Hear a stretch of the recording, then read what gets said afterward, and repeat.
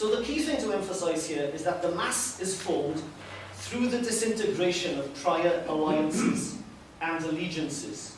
The disintegration of class into race, of nation into empire, followed by the disintegration of empire itself. The unrooted mass then becomes the basis for totalitarian indoctrination and mobilization. In the autumn of 1961, Raymond Williams reviewed Arendt's collection of essays Between Past and Future in the respected American journal The Kenyon Review. He pays a more than ordinary tribute to Arendt's book, concerned as it is with, I quote, the breakdown of tradition in our time and the consequent effects of the loss of this natural bridge between past and future. A theme, he argues, is the breakdown of tradition. Arendt's writing stimulates a fairly uncharacteristic metaphoric response from Williams. He compares the form of argumentation with a dance, in which virtually everyone on the floor is brilliantly and learnedly announced before the patterned movements begin.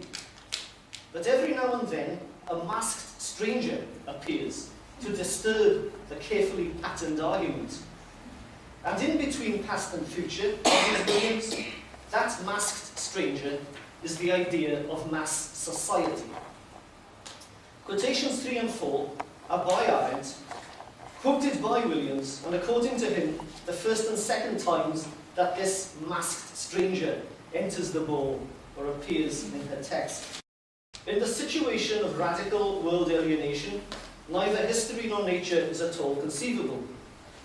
This twofold loss of the world, the loss of nature and the loss of human artifice in the widest sense, which would include all history, has left behind it a society of men who, without a common world which would at once relate and separate them, either live in desperate, lonely separation or are pressed together into a mass. For a mass society is nothing more than that kind of organized living which automatically establishes itself among human beings who are still related to one another, but have lost the world once common to all of them. Mass society clearly comes about when the mass of the population has become incorporated into society. And since society, in the sense of good society, comprehended those parts of the population which disposed not only of wealth, but of leisure time, that is, of time to be devoted to culture, mass society does indeed indicate a new state of affairs in which the mass of the population has been so far liberated from the burden of physically exhausting labour that it too disposes of enough leisure for culture. Williams responds to these passages as follows, drawing attention in particular to the different approach to these issues in Britain. We have only to give these two areas different names, yet names which are still quite accurate for the generality of process described, to be faced with a quite different emotional connections.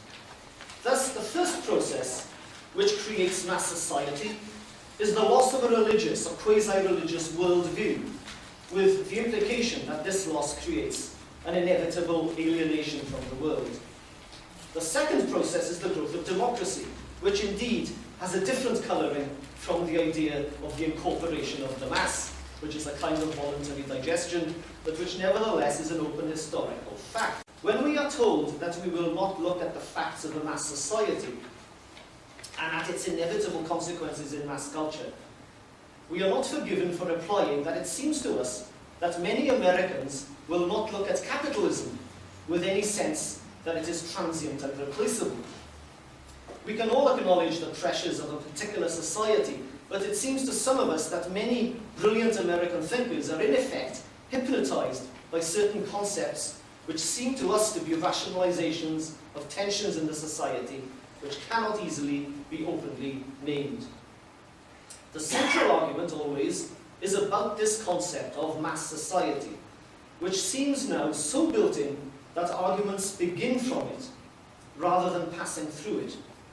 The crucial dialogue, as I see it, will begin from this point, but it cannot begin while the processes of American society are held, consciously or unconsciously, to be universal processes. So the we in this paragraph, right, are intellectuals in Britain reading their American contemporaries.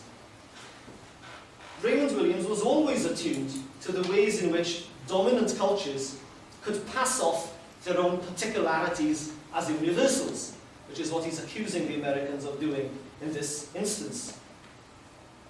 And it's no surprise that he should have responded in this critical way, because one of the key ideas of Culture and Society, his career-making volume of 1958, one of the key ideas was that there are, in fact, no masses. There are only ways of seeing other people as masses. In an urban industrial society, there are many opportunities for such ways of seeing. The point is not to reiterate the objective conditions, but to consider personally and collectively what these have done to our thinking. There are no masses. Whether we agree or not, it perhaps remains a significant statement and challenge in the age of Brexit and Donald Trump.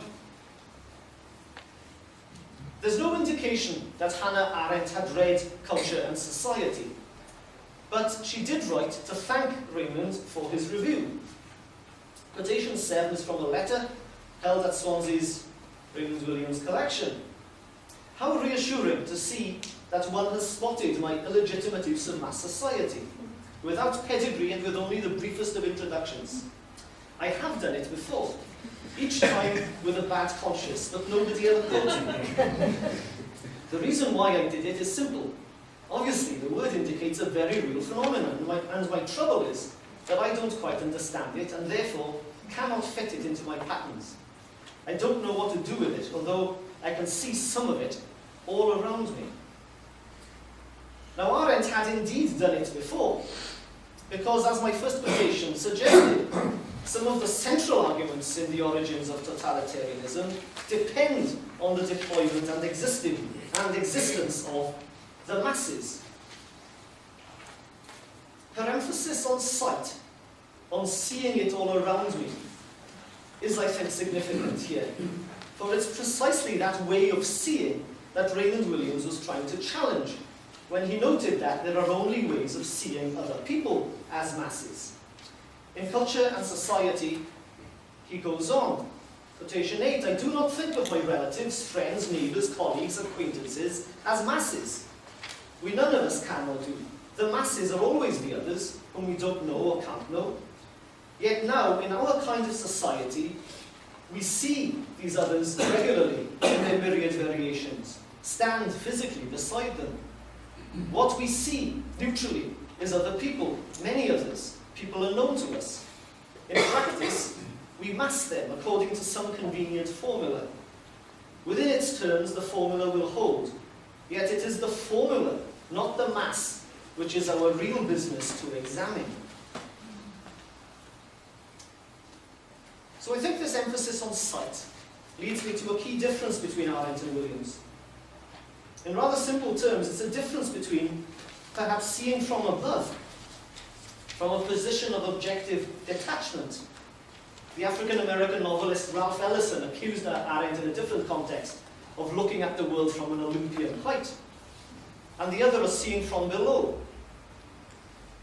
One of the last powerful scenes in Raymond Williams' novel Border Country of 1960, the same period, has Matthew Price, the young intellectual, having climbed up to the Kestra looking over the village,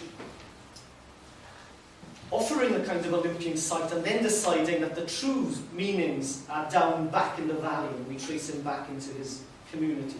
It's in the community that the real connections are to be found.